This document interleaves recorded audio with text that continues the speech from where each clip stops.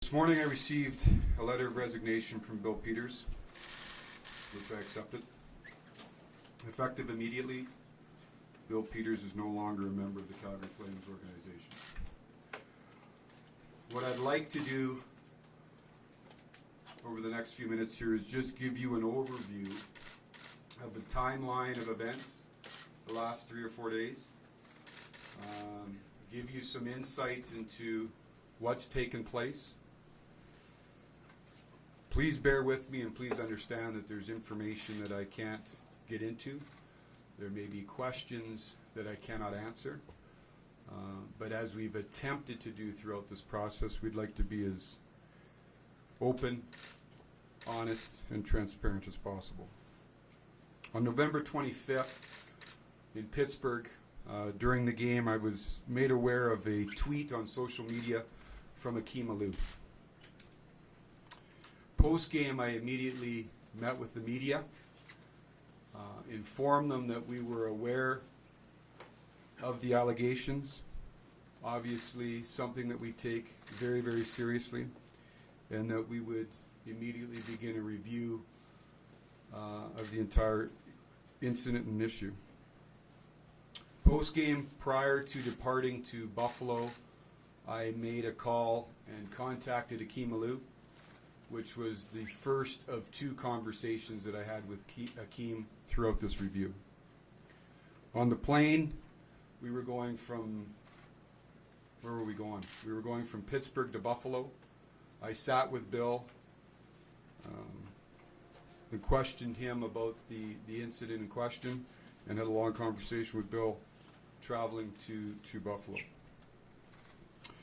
Once we arrived at Buffalo, I met with my staff, communications staff, management staff that was in attendance, and we put together an action plan of how we would move forward.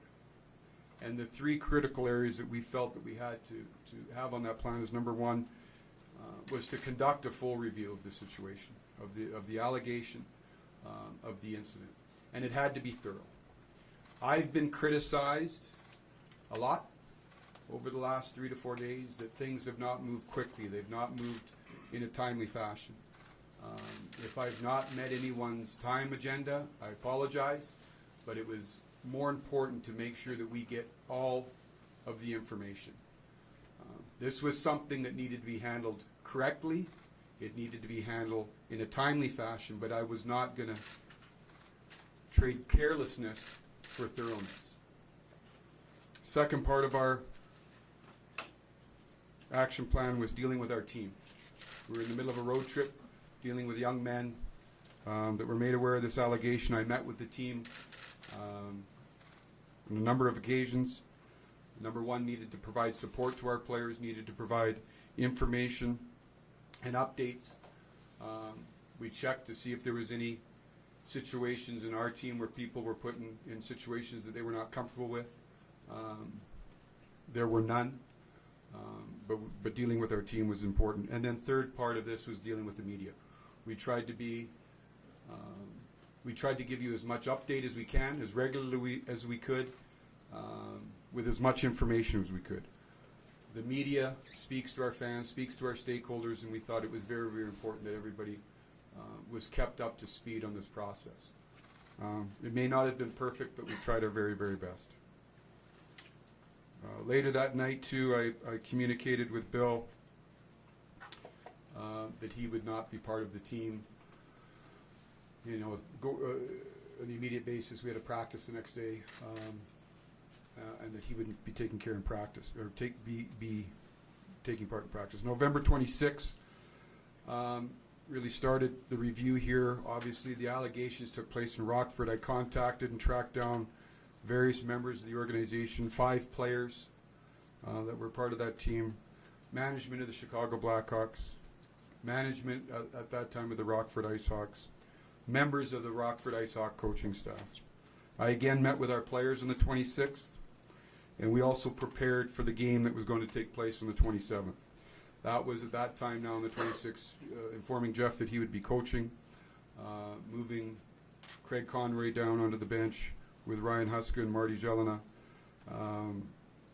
and really the host of issues that take place on an operational standpoint.